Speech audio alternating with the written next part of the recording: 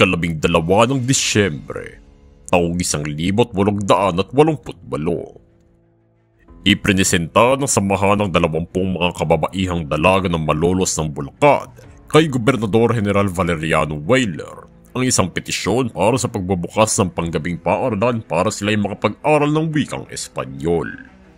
Ito ay bunsod ng palihim na pagtuturo ng isang propesor na Latin na si Teodoro Sandico sa kanila upang pausbungin ng isang pagbabago para magkaroon sila ng kaalaman sa lipunan.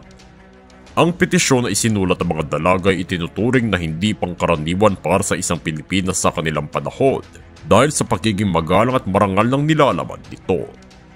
Sa kabila naman ng mga balakid mula sa kura paroko ng Malolos, nabigyan ng pahintulot ang mga dalaga na makapag-aral ng lingwahe, liban lamang sa mga pagbabago, katulad ng ibahin ng guro nila at ang kanilang oras ng pag-aaral.